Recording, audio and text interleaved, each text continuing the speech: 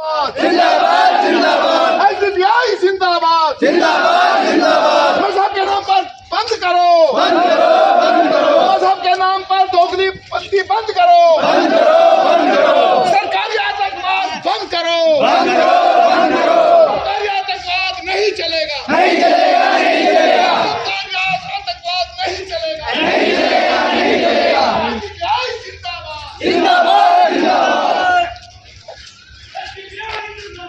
जिंदाबाद जिंदाबाद जिंदाबाद जिंदाबाद जिंदाबाद।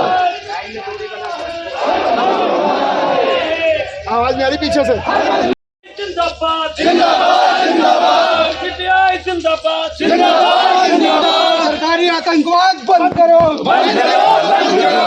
आतंकवाद बंद करो बंद करो बंद करो। आतंकवाद सही जाएंगे नहीं चलेगा नहीं चलेगा आतंकवाद सही जाएंगे नहीं चलेगा नहीं चलेगा। हर मजलूम हमारा है हर मजलूम हमारा है। हर मजलूम हमारा है। जिंदाबाद जिंदाबाद जिंदाबाद जिंदाबाद जिंदाबाद जिंदाबाद। सरकारी आतंकवाद बंद करो बंद करो बंद करो। सरकारी आतंकवाद बंद करो बंद करो बंद करो। अरे बीजेपी पे हल्ला बोल हल्ला बोल हल्ला बोल। बीजेपी पे हल्ला बोल हल्ला बोल हल्ला बोल। संघ परिवार पे हल्ला बोल हल्ला बोल हल्ला बोल। संघ परिवार पे हल्ला बोल हल्ला बोल हल्ला बोल। हल्ला बोल हल्ला बोल हल्ला बोल हल्ला बोल। बीजेपी पे हल्ला बोल हल्ला बोल हल्ला बोल। बजरंग पे हल्ला बोल हल्ला बोल हल्ला बोल। बर्दाश्त करके बंद करो बंद करो बंद करो। बर्दाश्त करके बंद करो बंद करो बंद करो। दलित के नाम पे जुल्म जाति बंद करो बंद करो बंद करो। दलित के नाम पे जुल्म जाति बंद करो। एसडीपीआई का नारा है एसडीपीआई जिंदाबाद जिंदाबाद जिंदाबाद। बीजेपी पे हल्ला बोल हल्ला बोल हल्ला बोल। आतंकवादी पे हल्ला बोल हल्ला बोल हल्ला बोल। पे हल्ला बोल हल्ला बोल हल्ला बोल। बजरंग पे हल्ला बोल हल्ला बोल हल्ला बोल। बीजेपी मुर्दाबाद मुर्दाबाद मुर्दाबाद दोगली सरकार मुर्दाबाद मुर्दाबाद मुर्दाबाद। दोगली सरकार मुर्दाबाद मुर्दाबाद मुर्दाबाद। बीजेपी मुर्दाबाद मुर्दाबाद मुर्दाबाद। बीजेपी हो बर्बाद हो बर्बाद हो बर्बाद। बीजेपी हो बर्बाद हो बर्बाद हो बर्बाद। एसडीपीआई का नारा है हर मजलूम हमारा है। एसडीपीआई जिंदाबाद। इस मुल्क में रहना चाहता है, लेकिन आरएसएस के गुंडे और आरएसएस की सरकार आज भारत में है और वो पूरी तरह से मजहबी उन्माद पैदा करना चाहते हैं। साथियों, आज के इस प्रदर्शन के माध्यम से हम हुकूमत हिंद से मांग करना चाहेंगे कि इस तरह का जो व्यवहार है ये ना किया जाए। आपको सोचकर हैरानी होगी, अभी साधु के भेष में रहने वाले लोग मस्जिद के सामने जाकर बलात्कार करने की बात करते हैं और उनके ऊपर कोई मुकदमा दर्ज नहीं होता। धर्म संसद के नाम पर ऐसे भड़काऊ भाषण दिए जाते हैं लेकिन उन पर कोई मुकदमा दर्ज नहीं होता। अफसोस की बात है। और एक तरफ ऐसे समूह को निकालकर धर्म के पर्व के नाम पर ऐसा उन्माद पैदा करने की कोशिश की गई। मस्जिदों पे जगह जगह भगवा झंडे फहराए गए और लोगों के घर जलाए गए। आप देखें, चरम पर हैं। पहले कितने किसानों ने आत्महत्या की, आज लोग भूखे मरने की नौबत पर हैं।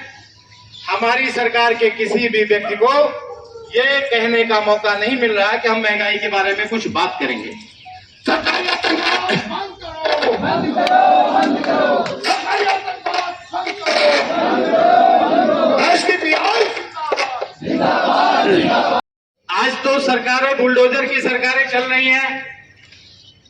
उत्तर प्रदेश में बाबा का बुलडोजर चलता है तो मध्य प्रदेश में मामा का बुलडोजर चलता है।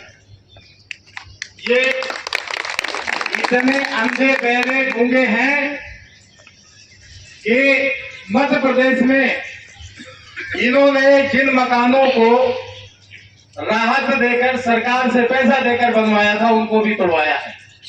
और मैं आपको एक चीज और बताना चाहूंगा, ये सरकारें इतनी अंधी हैं कि 3 लोगों का नाम FIR में ऐसे लोगों का है जो ऑलरेडी मार्च महीने से जेल में है बेचारी, और उनका घर भी तोड़वा दिया गया।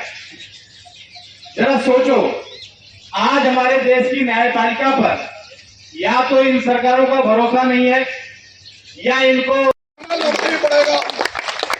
और भारत सरकार कानों पे जू नहीं रहेगी। मैं आदरणीय सुप्रीम कोर्ट से निवेदन करता हूं कि इस पे फौरन इस पे एक्शन ले और इस पे विचार करे कि भारत के अंदर न मुसलमान हिफाजत से है, न सिख हिफाजत से है, न ईसाई हिफाजत से है, न आदिवासी हिफाजत से है, और न दलित हिफाजत से है। मैं आप लोगों के माध्यम से SDPI के बैनर से मैं ये मांग करता हूं भारत सरकार से और सुप्रीम कोर्ट से कि या तो इन आतंकवादियों पे बैन लगाए, वरना फिर हमारी अपने बचाव के लिए जो हम कोशिश करेंगे उसके लिए भारत सरकार जिम्मेदार होगी। दलित के नाम पे, कभी आदिवासी के नाम पे मुल्क के अंदर जो एक बेचैनी पैदा हो गई है, हम भारत सरकार से बार बार निवेदन करते हैं या तो इस पे फौरन कंट्रोल किया जाए, वरना इसका अंजाम भुगतने के लिए तैयार हो जाए।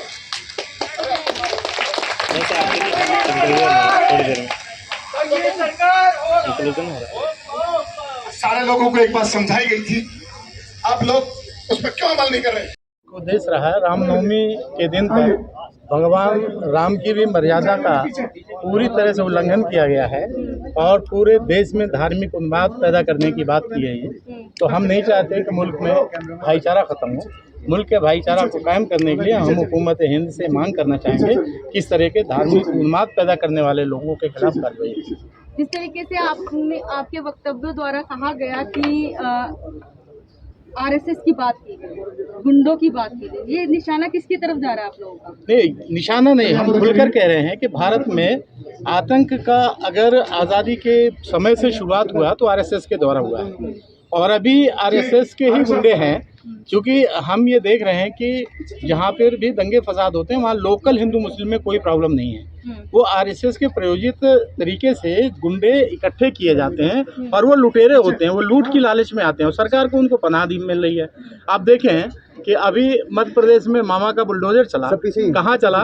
उन लोगों पे जिनको 3 ऐसे लोगों पे उनके खिलाफ FIR हुई जो 1 महीने पहले से जेल में है। और अभी वहाँ का जो SP है वो ये कहता है कि ये अभी विवेचना का विषय है। अरे भाई, विवेचना का विषय है तो विवेचना से पहले आपने डिमोलिशन की कार्रवाई कैसे कर दी? और फिर भारत में न्यायपालिका का कोई औचित्य नहीं रह जाता। अगर सरकारें इस तरह से करने लगेंगी तो भारत की न्यायपालिका का वजूद खतरे में है, भारत का संविधान खतरे में है। इसलिए हमें आज ये कहना पड़ा और खुल के कहना पड़ रहा है। बात करें, आपने हिजाब की बात करी, आपने कहा कि जिस तरीके से भाषण में कहा गया था, मैं शब्द को बोलना नहीं चाहूँगी सर। बोले।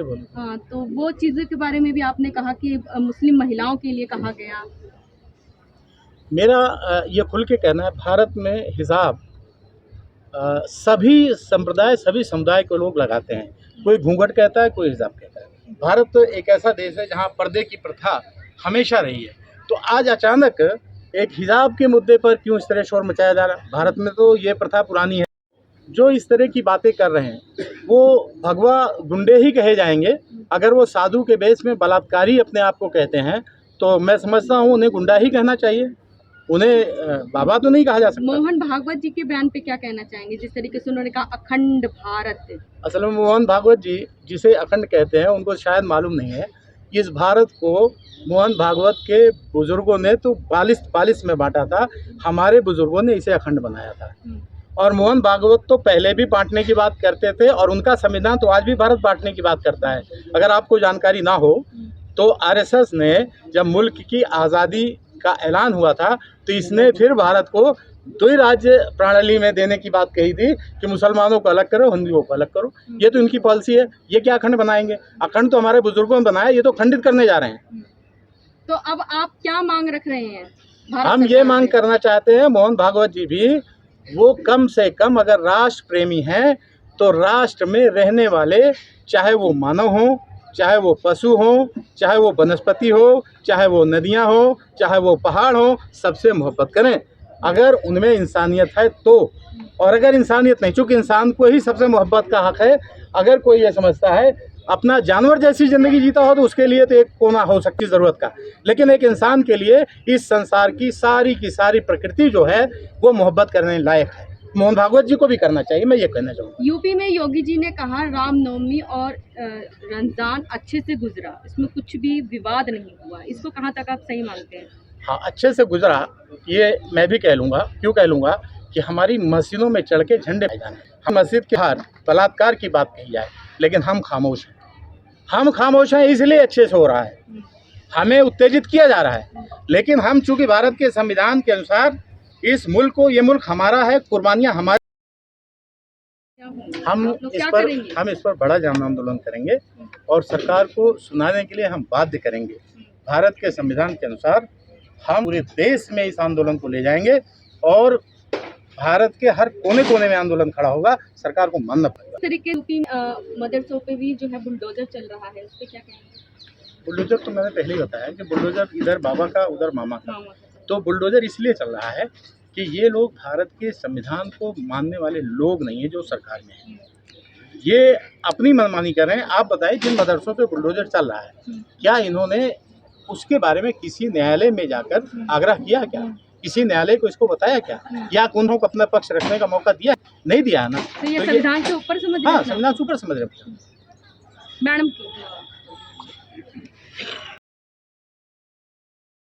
तमाम जो है देशवासियों को मैं ये कहना चाहूँगी और ये पैगाम पहुँचाना चाहूँगी, आज ये जंतर मंतर पर आने का ये मकसद हमारा है। रमज़ान के मुबारक महीने में और इतनी कड़क धूप में यहाँ आने का मकसद सिर्फ होता है और देश से, जनता से देश मजबूत होता है। आज जो हमारे किसान भाई जो कमज़ोर तबका से, जो दलित हैं और जो मजदूर तबके हैं, वो ही देश की सेवा कर रहे थे और जो अपना खून पसीना बहा कर मैडम एक आज जो है वहाँ राहत और सुकून पहुँचाने का काम कर रहे थे, लेकिन आज उनको बुरी तरह से तोड़ दिया गया है, यानी यहाँ तक कि उनकी आवाज़ को बंद करने का काम किया जा रहा है। मैडम एक क्वेश्चन मेरा है, जिस तरीके से मोदी जी ने नारा दिया है बेटी बचाओ बेटी पढ़ाओ, लेकिन हम बात करें सीतापुर की, तो सीतापुर में एक संत ने कहा है मुस्लिम महिलाओं के लिए बलात्कार, तो इस पर आप क्या कहना चाहेंगे? देखिए, इससे बड़ी दुख की बात तो कोई हो ही नहीं सकती है कि जो लक्ष्मी पूजा के पात्र पूजा औरतों का कहीं देवी समझते, लेकिन बात इस तरह की करते हैं जब मौका आता है, जब उनके इम्तिहान की बात आती है, प्रैक्टिकल करने की बात आती है, तो वो हमेशा औरतों के साथ नाइंसाफ़ी ही की है और बल्कि उनको इस तरीके से जलील और रुस्वा किया है और उनके साथ इस तरह है। और पेशावर से लेकर दिल्ली की जामा मस्जिद तक कोई भी तरफ ऐसा बाकी न था कि जहां पे मुसलमानों की गर्दनें न लटकाई गई हो। और उस वक्त जो माफीनामे अंग्रेजों को दिया करते थे, आज वो हमारे दुश्मन बने हुए हैं और हमारे बच्चों को, हमारी औरतों को और हमारी जान लेने पर आमादा है। वही सारी चीजें दोहराई जा रही हैं कि जब हमें इबादत करने की आज़ादी नहीं थी, मस्जिद के सामने सुअर का गोश्त फेंक दिया जाता था अंग्रेजों की तरफ से और हिंदुओं के मंदिरों के सामने गाय काट कर फेंक दी जाती थी। डिवाइड एंड रूल की पॉलिसी अंग्रेज चला करता था। आज वही पॉलिसी जो अंग्रेज चले गए और अपने पिट्ठुओं को छोड़ गए, वो अंग्रेजों की दलाली करते हुए यही हरकतें आज दोहराई जा रही हैं। लेकिन हमारा मुल्क संविधान से चलता है, प्रशासन के जरिए चलता है, कानून के जरिए चलता है। इस वजह से ये गुंडई सरकार जो आई है, इसको बहुत जल्दी हम गिराएंगे और एसडीपीआई इनकी सरकार को गिराने का काम करेगी, क्योंकि एसडीपीआई हमेशा राष्ट्रीय सेवक संघ की पॉलिसियों को आप तक पहुंचाती रही है। राष्ट्रीय सेवक संघ के जरिए जो 300 कानून बनाए गए हैं और हर जगह अपने पिट्ठुओं को छोड़ा गया है, उसको हम खंडन करते हैं। आज ये सरकार खुद किसानों के भी खिलाफ है, हमारी पॉलिसियों के खिलाफ है, अवाम के खिलाफ है, यहाँ की मसाजिद और मंदिरों के खिलाफ है। इस वजह से इस सरकार को बहुत जल्दी यहाँ से खैराबाद कहना पड़ेगा। आपको बताने की जरूरत नहीं है। दलाली की थी। बीर सवाई से कहते हैं ये वो दलाल है जिसने माफी लिखकर दी थी।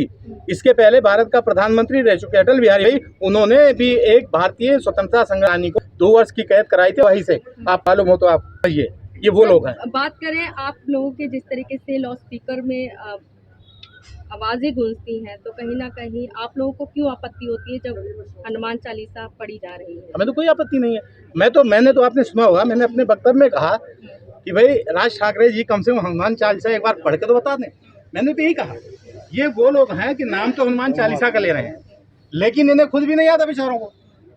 अब मैं आपको दावे से कह सकता हूँ और चिकर के कह, भारत के प्रधानमंत्री के लिए भी कह रहा हूँ, अगर आप पहुँच सके तो पहुँचिए।